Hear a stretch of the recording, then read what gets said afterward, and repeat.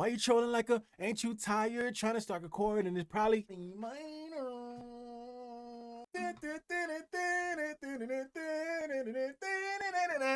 What is up, YouTube, man? It's your boy Goods XY. Listen, if you have not subscribed to the channel, I don't know what you're doing at this point. Subscribe to the channel, hit that subscribe button, violate that like button for your boy. We back up in here, man. Again! It seems that the trolling is not gonna stop, man. The trolling ain't gonna stop. Now, we not late to the party because everybody already knows that Drake has a finsta, right? The finsta, we talked about it in 2 videos ago. We talked about the finsta. The finsta is an account that celebrities normally make to be a little bit more private and kind of, you know, showcase their like regular life. So a finsta is not really a bad thing. It's kind of like one of those things where you don't want to post your personal life on your official page, so you post your personal life on your finsta account. Now, Kendrick Lamar also has a finsta, right? If you look at Kendrick's finsta, it's more like, you know, him showcasing who he is, you know, his humor outside of the music. And Drake's finsta has kind of been that, but it seems like he's using it like more of a tool to diss and throw subliminals and, you know, just do little things here and there. Then he throws in some regular stuff in there, right? But we know that the vibe has always been that Drake is a subliminal disser, meaning he's not direct with what he does and what he says. Everything is subliminal. And what I wanted to do is go through this video that I saw that I thought was interesting. Every shot Drake took at Kendrick on 100 gigs explained. The video is by Pearl Fountain. Pearl Fountain did this and it's a completely well put together explanation. So it basically goes to the explanation of 100 gigs, the 100 gig drop, and the, you know, subliminal disses in the songs and, you know, some of the footage.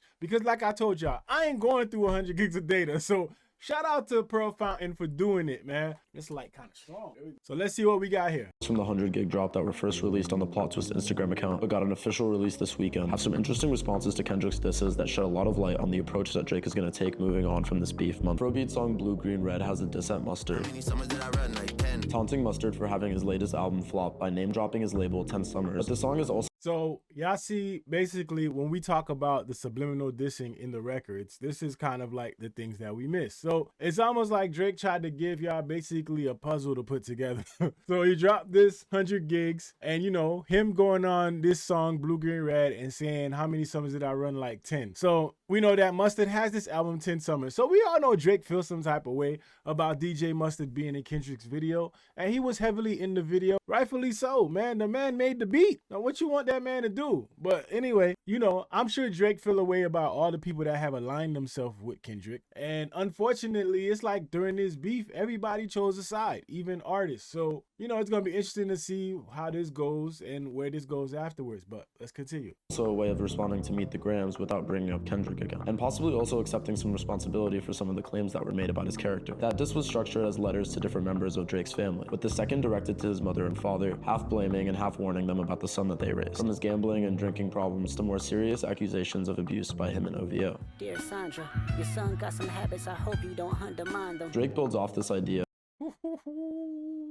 in the first verse of the song, telling the world to write a new letter to his mother. Please write my mother and tell her. Admitting to falling back into his old drinking habits. Now I'm back drinking again. Yo, what y'all think, man? Y'all think Drake crying out for help right now? This is crazy, man. This is wild. You know, this is interesting because, you know, if you don't really break down this stuff and look into it, you won't really know. It'll kind of go over your head. So Drake is putting this stuff in here, you know, saying now I'm back drinking again. Like, you know, please my mother and tell her now I'm back drinking again. Drake is spiraling a little bit, but he's spiraling in a way that he's not really trying to say. So this is interesting, man. This is interesting to see him, you know, show some vulnerability here, but it's almost like he's prepping people for something. I've always been a person to say that I think that Drake is going to diss Kendrick again. I think he's going to throw out a subliminal, a little harder of a subliminal here and there, but I see it coming, dog. It's going to come because we all know he subliminally disses, but also, my thing is, I really feel like he's trying to bait Kendrick into saying something else because it's almost like now he got some new shit he want to talk about. Or maybe something that he felt like he missed and he forgot to put in there and he wants to, but I don't know. And leaving the city for peace of mind. I got away from the city. Both rare admissions that the beef took a toll on him and forced him to regroup far away from it all. And we all know that's a fact because Drake moved. He sold his LA home and moved to Texas. So Drake is literally telling y'all what he has been going through. And this also creates a hole in the whole narrative that these songs are old. So these songs could be very well newly recorded audio tracks that he released. And with that said, it still boils down to the point that he's testing the waters, testing the market, trying to see what people are going to react to, but at the same time, telling y'all what he's going through. Interesting. I'm on the outskirts of town. After the beef, Drake was spotted at his Texas ranch with his father and son doing exactly that. In the Damn, on the outskirts of town, and he's in Texas on the ranch. This man is telling y'all everything going on. There's no way these tracks are old. refrain, Drake says, Gotta lay down when you make bed. referencing the saying, "You made your bed, now lie in it." In other words, accepting the consequences of your actions. He ends the refrain by saying now he's left with two options: either get it back in blood and put a bounty on Kendrick's head, Might put some dollar on head. or deal with it on the charts by going back to making hit songs. Or just turn up the place instead. Oh, that's crazy. That's crazy. But you see how these things, like, shout out to this guy, man. That's a good breakdown. That's interesting. You see how this guy is, like, basically telling y'all everything without telling y'all. But y'all, people so busy, like, you know, grooving and dancing, they don't see the hidden messages within that. Now, obviously, listen, this is just a disclaimer. We could be giving Drake way more credit than he deserves with this, right?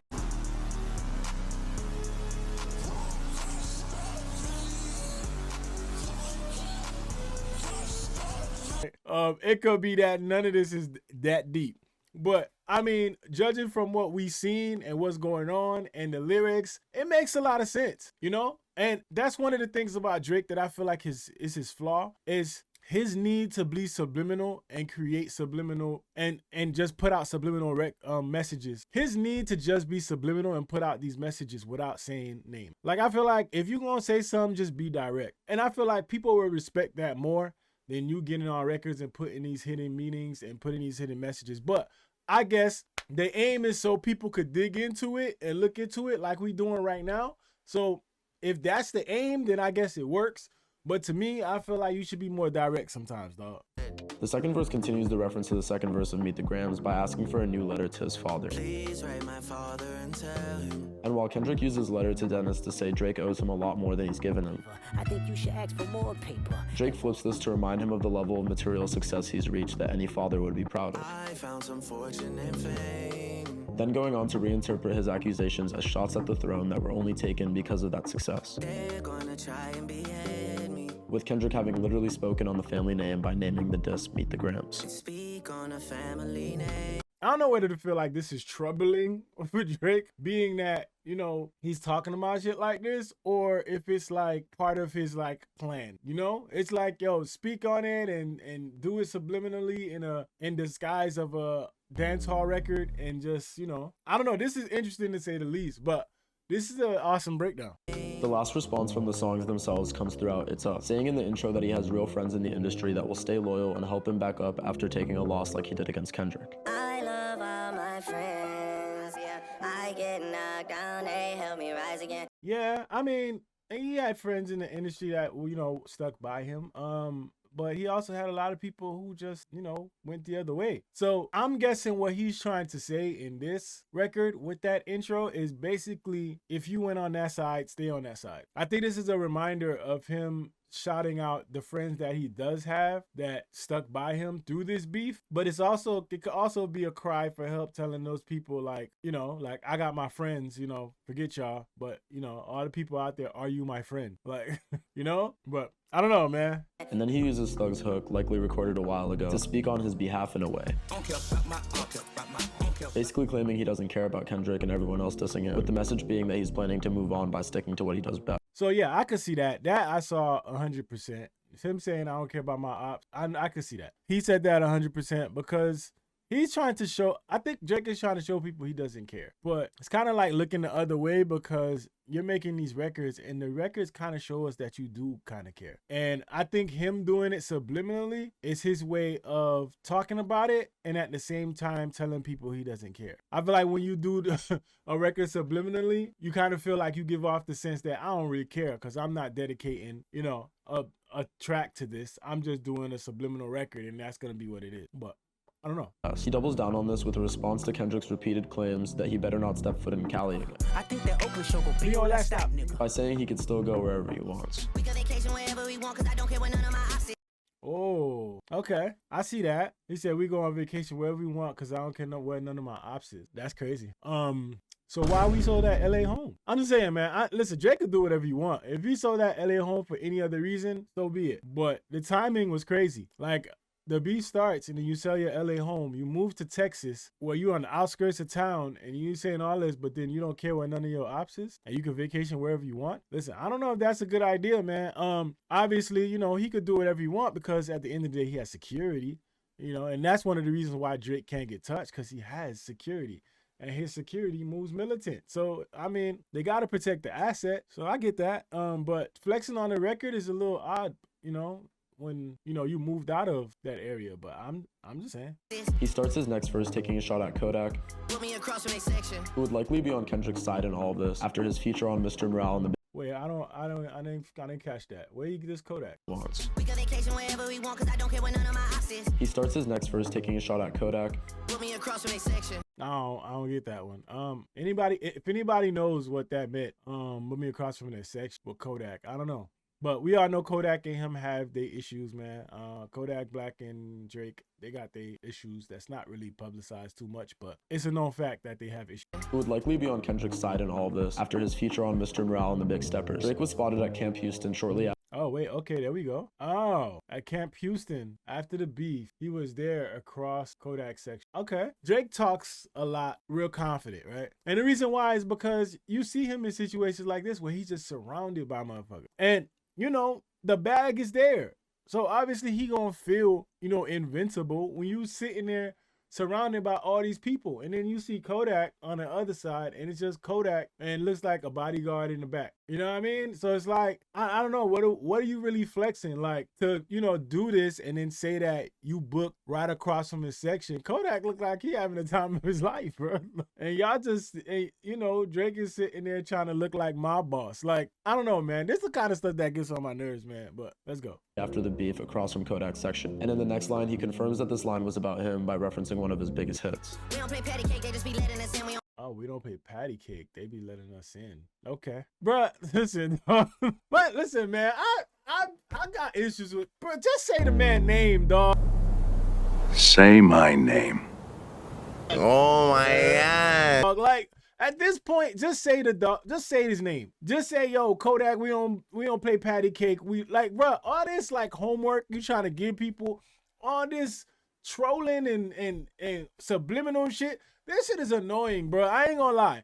And honestly, shout out to this guy doing this breakdown, because there's no way I was gonna break this down, dog, because I ain't doing this, dog. There's no way I'm doing this. I'm not going through your records trying to find out what this and this and this means. Like, dog, just be direct. For once, dog, just be direct. Like, dog, come on, man. don't do the inspection. And the strangest response from any of the new releases is definitely this clear shot that 21's manager denied was about Kendrick for some reason. Made a couple songs, think he hot now. Obviously, we know 21 Savage. Pick the side. If 21 Savage gonna come and say that he did not diss Kendrick, or his manager gonna say he ain't diss Kendrick, it is what it is. But obviously, that line was a little, you know, close to, you know, made a couple songs, think he hot now, hit his ass up, think he pop now. Like, come on, man. Come on. Like, you gotta have some type of self-awareness to understand that this gonna come off as a diss, especially when you jumping on a track with Drake. You jumping on a track with Drake after the beef, you know, and you know, you come out with that little diss there, you throw that little line in there. You don't think people gonna take it as a diss? And then they'll come out and say it wasn't about Kendrick? I don't know, man. It's a little questionable, buddy. But maybe it wasn't. You know, but it's definitely close. And we all know that 21 is definitely on Drake's side, because Drake runs to Atlanta. And when you run to Atlanta, 21 is there waiting for you. We see, amidst the beef, he's on the track with you. So, I don't know. Hit his ass up, he think he pot now. With the couple songs being Kendrick's disses, and then the reference to Pac and his diss Hit 'Em Up, alluding to the many times Pac was referenced throughout the speech. Drake ends the song with one last diss at A$AP Rocky. Knocking off the name brand niggas in your crew. Man, this dude, man, I swear, bro, he just be doing too much. Since former Rocky associates like A$AP Ferg recently took the A$AP off of their names on YouTube, and this line references his album Long Live A$AP. Long live. This is my problem with like this man. Why you out here just trolling, dog? Just say what you gotta say, man. Like maybe it's a way of being creative, just putting it in different ways, but I don't know, man. You playing games at this point. But outside of the songs themselves, the hours of studio footage are a way of Drake both trying to refute ghostwriting accusations and proving love and dedication for his craft, with his discipline being something Kendrick challenged on Meet the Grams when he was saying that he would raise Adonis better. And this image on the Plot Twist account could be a soft announcement of a European tour called No One Likes Us, a flip on They Not Like Us, that embraces his outsider and hated status after this beef. So what it seems like is like Drake got this whole rollout planned to come back from this beef. So it seems like he's putting in the marketing dollars and he got a whole rollout and strategic plan for him to come back from this beef. And it involves trolling. Trolling, bro. Like, that's literally what it involves. It involves trolling. Like, coming out with a toy. Like, I really wish you would just come out with a toy and don't attach it to the beef. That would be the best idea for you. Just don't attach it to the beef. It's kind of like one of those situations where you lose and then it's so hard for you to accept the fact that you lost that you keep throwing in these little shots here and there because you want to prove that you are that guy. If you want to prove that you are that guy, stick to your craft. Because most of what Kendrick talked about is basically allegations of you moving weird, those allegations, you not writing, those allegations. Like, those are the things you need to refute. And you could do that through your music by just releasing your music, bro. Stop connecting it to the beef. The beef is over. You bowed out. You said you bowed out. You gave up. You said you weren't responding anymore. You lost. It is what it is. If you really want to be successful and move past this, stop talking about it. That's literally all you got to do. Stop talking about it. I really think this would have been a cool thing to do if he didn't still attach it to the beef with the sneak dissing. What I don't understand is how he's trying to frame this as a plot twist if the story is already kind of finished. Unless he's been saving some really damning Kendrick evidence to post on this Finsta or the next one, which I doubt he wouldn't have already posted 259 posts in. Then this doesn't really have anything to do with Kendrick. And it really does nothing but prove his point and make him look a little bit more desperate than he looked before this. Thank you. Shout out to Pearl Fountain, man, for creating this breakdown. Because I definitely saw a couple of things that I didn't see in there. So shout out to him for making this breakdown. And I think this does make Drake look a little bit desperate. And I think he needs to refrain from connecting this to the beef. You know, making this Finsta, calling it Plot Twist, and then supposedly he created another Finsta, which is supposed to be part 2 of Plot Twist. And what he's doing really is just creating some type of like mysterious thing. So I mean, like I said, I really think that Drake should just, you know, not attach this to the beef. Let this go. Do what you got to do. Make your records. And move on, dog. I think the other side of this is he probably has a plan. And part of that plan is to basically just troll and drop subliminals until somebody says something. And he probably has something in the chamber waiting to go.